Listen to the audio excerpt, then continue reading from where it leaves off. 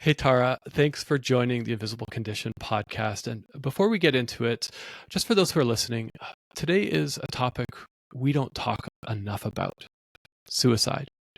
And the content that we will be sharing and discussing may be triggering to some. And I wanted to say that with all sincerity and with all seriousness, because this is a topic that is close to my heart, and I know close to many of our hearts, and one that I'm just, can I say, excited? I'm eager to learn from you. So, Tara, welcome to the show. Thank you. I'm very excited to talk about my favorite topic. Yeah, and so even when we were just in the debrief or just briefing for this episode, is you talk about the S word all the time. Why don't you just give us a quick brief of what does that even mean? What does that look like? Well, it's interesting because I appreciate so much your content warning because it is a sensitive topic. However, I live in a strange place where I talk about it all the time. So it's often a good reminder just for me to say that my comfort level is not the usual comfort level. So even before we talk about anything today, let's take a moment to acknowledge all the lived experience between the two of us. You don't have to tell me, I don't have to tell you, and all the folks who will hopefully be listening. So let's just take a moment. There's many of us who've lost people to suicide. Many of us have had thoughts of suicide, and you're all in the right place at the right time. The other thing, just to let your watchers, listeners, followers know, is that we will maintain what's called psychological health and safety, which means we can talk about suicide, but keep it at a level that we hope is very accessible for anyone. We're not going to be talking about details or aspects that would be very traumatic. We're going to keep things at a really high level because it's important that we talk about this and we want it to be very accessible for folks. Yeah, thanks for bringing that up. And for those of you who are listening in Canada and the US, there's a number. If you find yourself needing support, the number to call is 988. So, again, that's 988 if you find yourself in that space of needing support. So, Tara, I'm going to get that right. I've messed up your name. I'm going to get it right, Tara. Why do we need to talk about this? If someone has made up their mind about dying or wants to die by suicide, why can't we let them? It's probably easiest for me to tell you a story rather than to try to explain it, I find. So somebody very close to me in my personal life, while I was talking about the S word in my work life at the very same time, had very serious thoughts of suicide. Very. Because this person had access to some peer support, social support, and honestly, very good clinical support, that person, I can tell you now, is thriving. So it's interesting when you look at how common it is to have thoughts of suicide. How a person can have thoughts of suicide and it makes such perfect sense to them at that time. Part of what we're trying to do is to acknowledge that makes sense for you right now. It doesn't make sense for me, but it makes sense for you. And I heard what you said. When we can rally around, support, give people hope, all those things, you can make such a difference. So when I tell you that this person who's very, very close to me was very clear on their thoughts, their decision, their solution to their issues, the way that they saw the world, the way that their logic worked. And then when we all intervened appropriately, it wasn't easy, but they've made it through. And now I can tell you sincerely, they are thriving. So suicide prevention is very, very important based on my professional and personal experience. Yeah. Thanks for sharing that story. I think that will resonate with others as well. Yeah. And, I think a few things important that you said was, you carefully intervened. Yeah. and were able to support this individual in getting the help that they now can look back and say they needed, and they needed Yeah. that help in Mm-hmm. order to. And I like what you said, the suicide prevention, to prevent this Mm-hmm. this death. And so it's so important. I mean, you devoted your work to this topic, Mm-hmm. and I know this podcast is listened by many, not just people in the workplace, but even youth and people all over the world. And you teach a course here in Canada, building a safer, suicide safer workplace. Mm-hmm. Uh, if you could sum up that course, because I know people are going to go, "Oh, who's Tara, and how do I take this course?" Summarize this course, and what should we do, and what should we not do when it comes to suicide? Well, my goodness, we can definitely talk about a few high level things here today, but there's many, many levels and layers of training. And there's, 1 hour trainings, 4 hour, 2 days, 2 years, 8 years clinical. So there are a few things that I like to focus on. I also do focus on suicide prevention in the workplace context. So that is my specialty, by the way. We talk a lot about how to reduce stigma.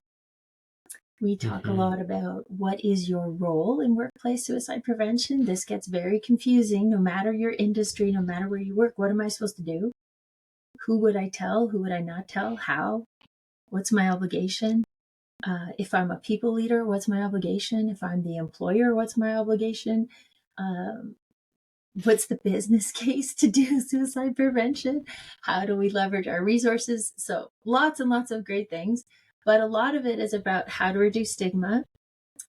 What is your role in workplace suicide prevention, workplace mental health? And honestly, Tim, the most interesting thing I will say about that work is two. One is that clients will say to me, "Oh, I'm not sure if we should do this. I don't know. Could you take the word suicide out of the training title?" I'm like, no, that's the opposite. But then in the end, what happens is the people who attend the training, number one word I'd use to describe it, grateful. They're so grateful. Oh, so helpful, so grateful. Thank you so much. The second thing is that people in workplace suicide prevention, I find they tend to arrive already thinking about how am I going to help other people. And I said, okay, I'm here to help you first. Maybe at some point you're going to help someone else, maybe not. But the first thing we're going to do is focus on you. So I find that people are always thinking, oh, how can I help other people? How can I do this? How would I talk to somebody else with thoughts of suicide? Yeah, that's great. But first, let's talk about what you would do if you had thoughts of suicide, because thoughts of suicide are so common. This is not something we talk about. Mm. So I love doing this work. Clients are sometimes hesitant, and then they typically get some pretty great feedback. The participants sometimes are a little bit hesitant, and then they're very, very grateful.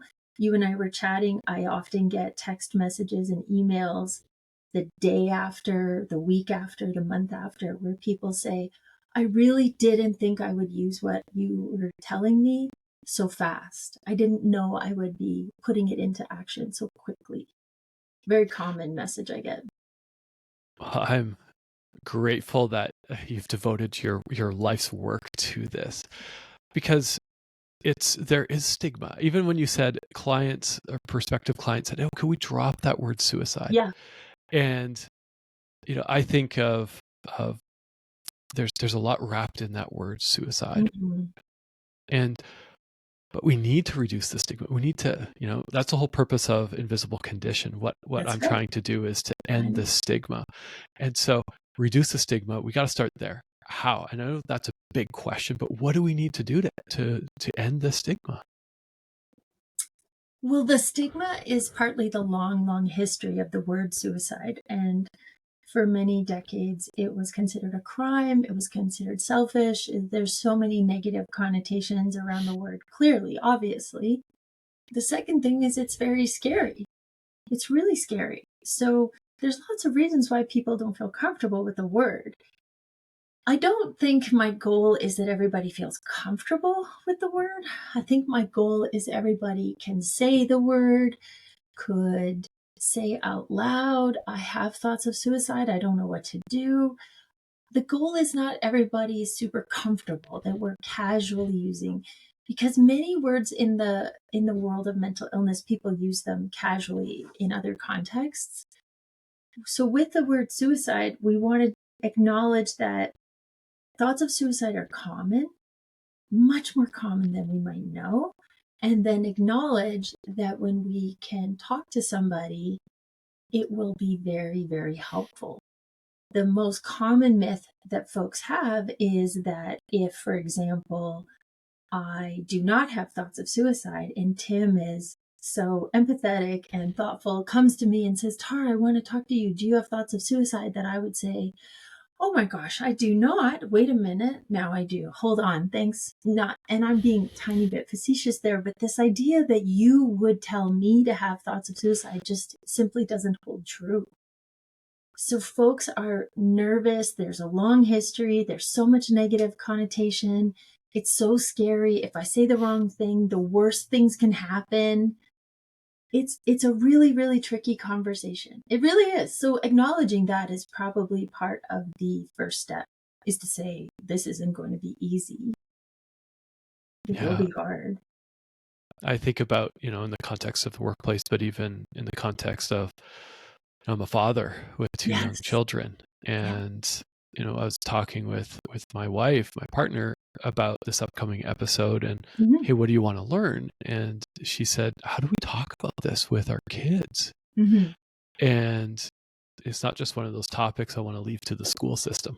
It's how do we embrace this, not just from a here's what definition, but if we are a safe place for you.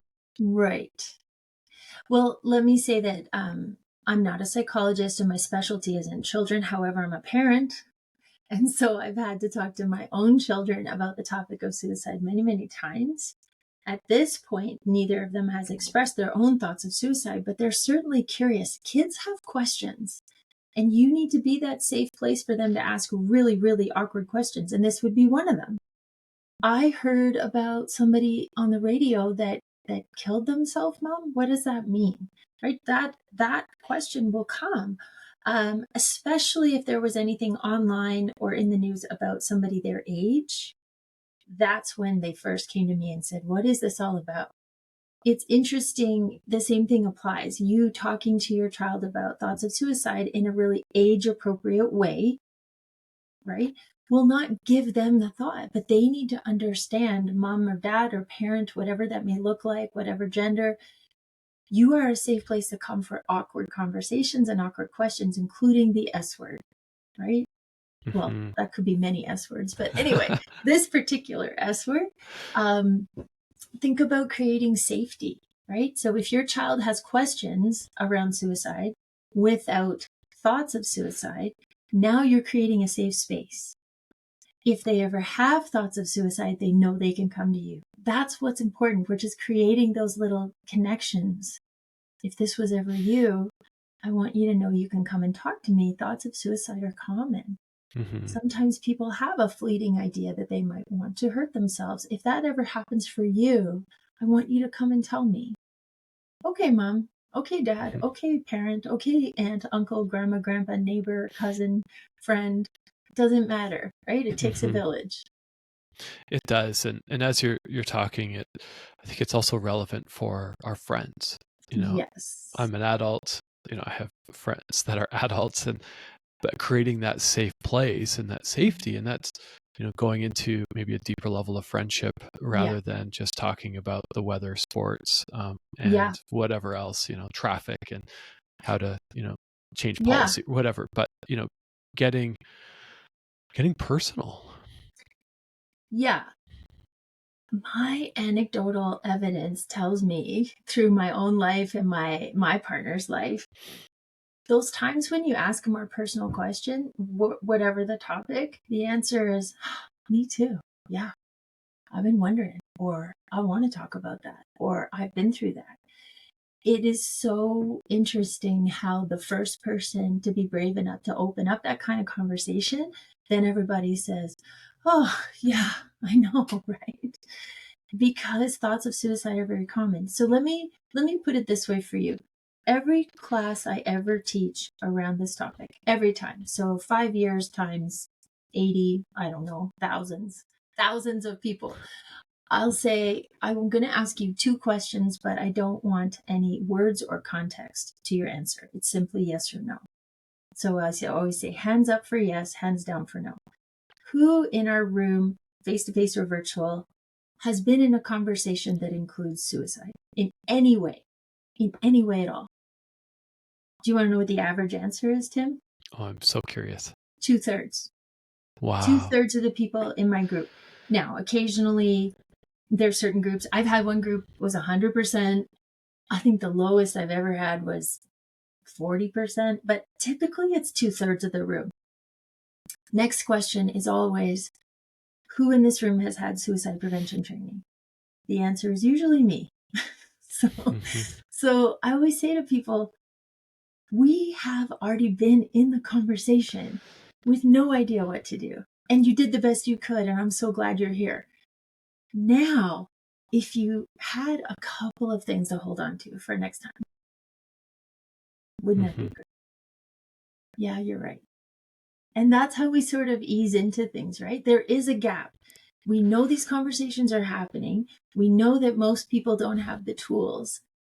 Would you rather be in that conversation with the tools or without the tools? Because it's already happening. That's the statistics, that's the anecdotal, that's the responses from every class for 5 years, every time. Yeah, I'm putting on my curiosity hat, and I want to jump. What are the tools? So I can make a checklist and start training. And we're not going to get to that in the next half an hour or 15 to 20 how minutes. about we do the high level, just like a bit of a list? We won't be able to teach folks or explain them all. How about that?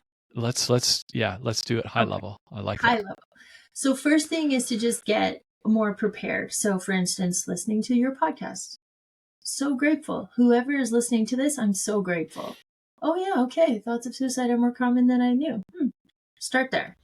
Second is get a couple phone numbers in your phone before you're in the conversations. That's the most difficult time to find what you need.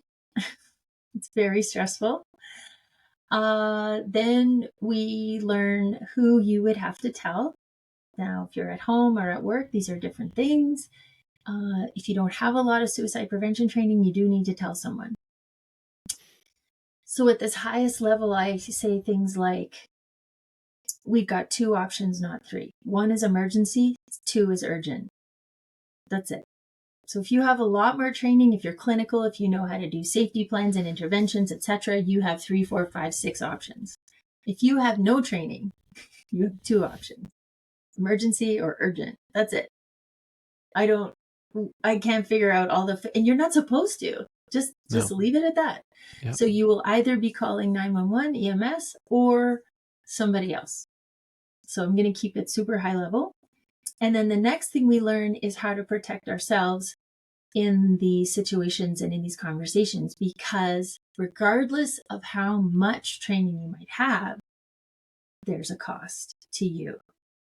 And you have to acknowledge it. Now, I will shout it from the rooftops that this cost is worth every second, every penny, every ounce of energy. But you also have to acknowledge it. So it's heavy and it's hard to walk into these conversations. It's scary and it can affect you physically, mentally, socially, spiritually. So then we learn, what will I do after I'm in this kind of conversation? And I personally don't present that as an option. I present that as part of the process. Prepare, respond, debrief, inform. All the steps have to be done. Can't skip any. What was that again? Prepare, respond, inform, debrief. Okay. I like that. Inform, debrief. Yeah. Prepare, respond, inform, debrief. So and then it's super cheesy, but at the end of every class, I'll give away the plot. I will say to folks, let's add an E so that my acronym can spell pride, because I'm so proud of you for coming. So cheesy, but they love it. I love it. And so folks pick all these beautiful words that start with the letter E. Everyone, empathy, exhale, empowered, and goes on. And I say, okay, as a group, let's pick one word that starts with E, because then we have prepare, respond, inform, debrief for everyone, or whatever they've decided. And then they can own that acronym and off you go. I really appreciate that you said, there's only those two options, right? You're going to call 911 or call emergency. One thing that I hadn't really wrapped my head around is the cost for you personally. So Yes. I have been in a conversation with someone. I won't give away the details or anything like that. Somebody came to me and said, "Today's the day I'm going to die." Mm-hmm. And I will never forget that. It comes up at the most random times. Mm-hmm. I'm triggered by things. This person is received the intervention they needed and is thriving, from what I can tell. And we've lost touch, but they received the support that they needed. And I reflect back and think, I just went about my day. I don't think I sought that help or sought that support, but it's a heavy topic. It's something that you will carry. You will carry, and you clearly are. Yeah. Well, I'm so thankful that person is with us, and I'm so thankful they were brave enough to tell you. First of all, that is a huge compliment. You need to reframe this. If that person trusted you in that moment, just think about you were the person. What a gift that they said that to you. What a gift. There are people that die by suicide with no warning signs, with no clues, with no hints. Every single person who may die by suicide is an absolute tragedy. Absolute. When there's no warning signs, no gift, no invitation, no way that we can help a person, it's hard enough. But the fact that that person chose you to be so brave at that moment is just such a compliment to you, Tim. Think of it that way. Think of it that way. It's amazing that that person did that. I'm very emotional right now. So if you're watching this, you'll see me tearing up. Yeah, thank you. Well, there's a reason they chose you that day. There's such a reason. People, if a person is in a space where suicide makes sense to them, which is their moment, their logic, their life, if it makes sense to them, sometimes they will work very, very hard to make sure no one finds out. In which case, it is not your fault, my fault. We're all doing the best we can. So opening our minds to this idea that if somebody shares with you that is a gift. I know, you told me, now I know, okay. Then now we have something to work with. This is so exciting at that moment. It's terrifying, but it's also so exciting because if they don't want you to know, you probably won't know. So we've got to change what we're doing. Like, that person wanted you to know. Why? Because that's a call for help. They want to talk about it. They want an intervention. Think of if they didn't want you to know. If you didn't know, nobody's going to help. No one's going to intervene. Right? You're absolutely right. And I think this also ties in with the stigma that surrounds suicide is, and this kind of leads into the direction I think it's really important to go, is around the language. They attempted suicide, and or they, there's often, at least in my experience, and I'll own this experience in my past, it was, they attempted yet again, or they attempted, and it diminishes the fact that they tried they were seeking to end their life. So that language is really, really important in order to end that stigma, isn't it? I love this topic, and I often joke, but I would be proud to be called the word police. I love the words, and this is why. The words are free, and the words we could change today. That's why I get so excited. I actually don't think that the words will solve everything, not even close. But if you are working in anything that has stigma attached to it and you're thinking, how am I going to change the world, change the government, change the politics, change the humans, change everything, it's overwhelming. So what I want to say is the words are free and you can change the words today. Therefore, I love the words and they make a huge difference. So let's talk about words. The hardest word to change is the most important one. We are going to work so hard to remove the word committed. People do not commit suicide. People die by suicide. It's so important. Think of it this way. I've lost 3 people that I love to suicide. First of all, they're cheering me on. They're very proud of me. Second of all, I'm here. I'm very much alive. And when you talk about my friend, I don't want you to say that they committed suicide. I'm here. I'm listening to you. So it makes a difference to me. And I'm very, very much here with you. So it's not selfish. It's not a crime. People die by suicide. The other thing that's really, really, really important is until now, we always talk about people as suicidal. Did you hear about Tara? She's suicidal. Oh my gosh, Tara's suicidal. It is amazing. Now, one of the things I noticed right off the bat, because I'm the word police, when we met, is you naturally use people first language. This language where you may have attributes, but you're a whole person, whatever your life is, my life. So what I want to push people is to move away from saying people are suicidal to people have thoughts of suicide. Or even better, people live with thoughts of suicide. And if this is the first time you've ever heard that, you're saying to yourself, woof, that's a mouthful. And I will say, you're right. You're absolutely right. People live with thoughts of suicide is a huge mouthful. I know. But guess what? They're here and they're very much alive, living with their thoughts of suicide. And let's do our best to keep them here.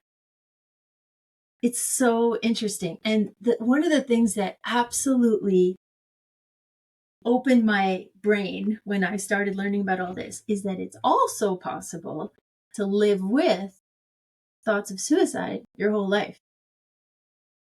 What? Well, I can live with all kinds of illnesses or chronic conditions. I happen to live with one myself. My husband lives with one. Like this idea that thoughts of suicide are just this thing and it's over here. I could learn to cope with my thoughts of suicide. I could. I have safety plans. I have maybe professional support, peer support, spiritual support, whatever it is. I now live with my thoughts of suicide. So I'm not suicidal. I'm Tara and I have thoughts of suicide. It is a whole different way of talking about people, approaching people. It makes me so happy. There are a bunch of words that are always of hot debate, and that's fine because if you're debating words about suicide, you're making me happy. So that's fine. We never would say a successful suicide. Completed suicide. Don't love that. People die by suicide. There's a lot of debate about suicide survivor. So people who lose a person to suicide, if you love that word and it means something to you and you want to say to somebody, I am a suicide survivor, I would never tell you how to describe yourself or that your language is wrong. I would never do that. I promise.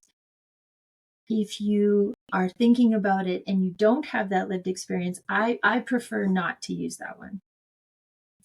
Because the people who may die by suicide cannot survive by suicide, right? So it gets confusing. Who are you talking about? This person or that person? So I often just say I've lost people I love to suicide, and I have friends who have died by suicide.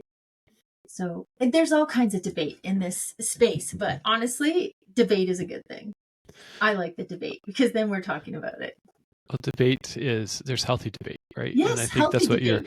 you're getting to is there's clear language to use, clear language to stay away from, and things that can be up to debate, and lots in the middle. But there is some clarity in what to say and what not to say. And there are words that we have lots of clarity about. There's also a lot of words, and I hope I'm saying this with all sincerity, that your life or maybe your grief and your lived experience, you do get to choose your own words. Mm-hmm. So I'm not teaching you. I might offer you some different words, and those new words might feel better for you, and that's fine, right? So if you have your own lived experience, you get to name it.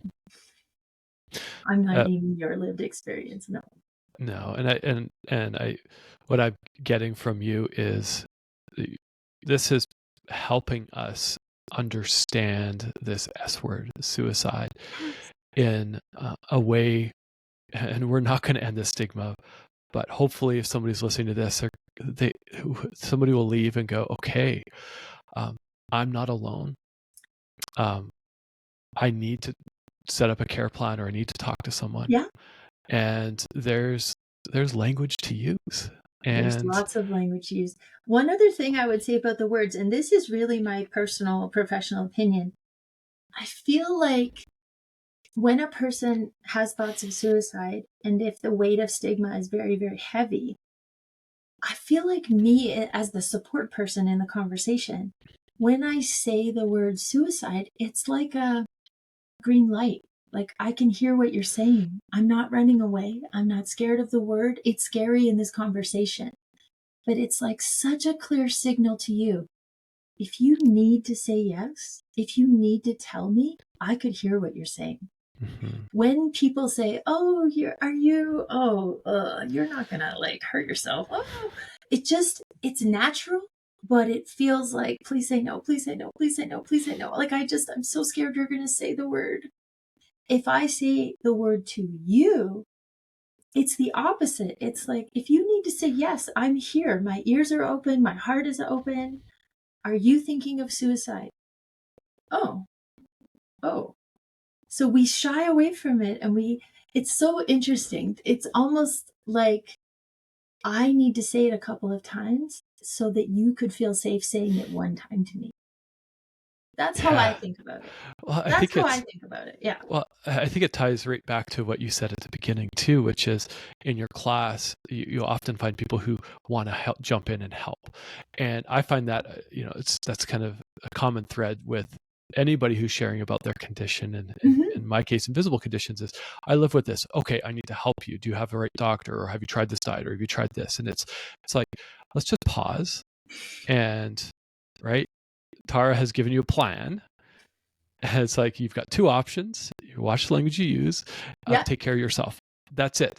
You don't need to go in and say, "Oh, have you tried going for a walk, or have you tried meditation, or have you tried this, or have you tried this?"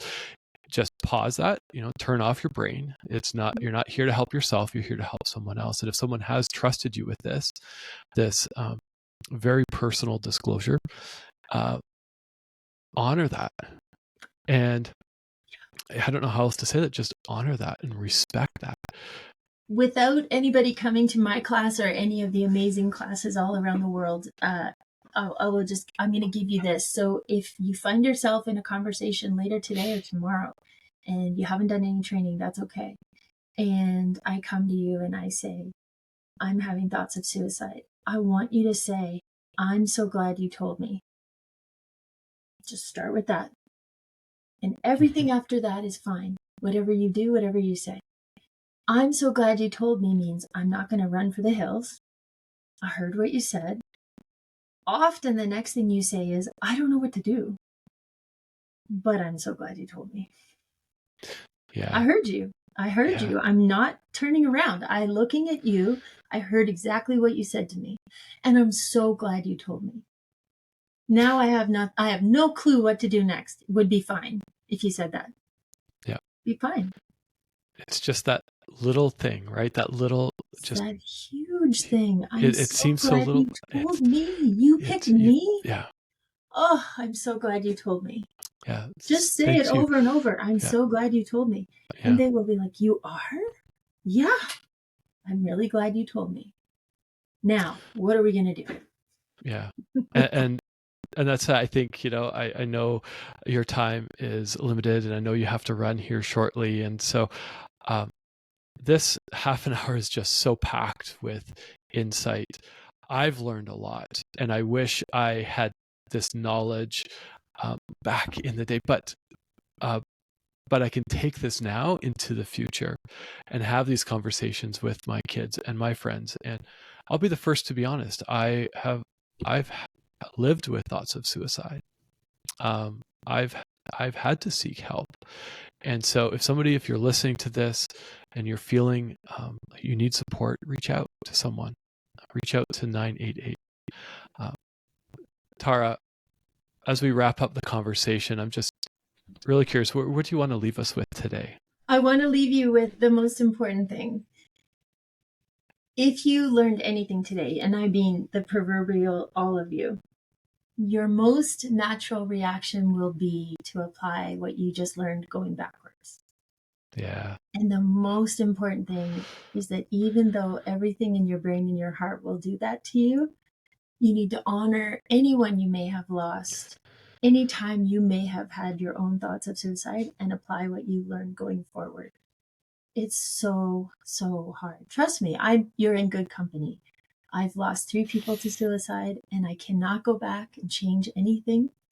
I can take what I know now and I can bring it forward and hopefully honor them, and hopefully they're very proud of me. I think they are.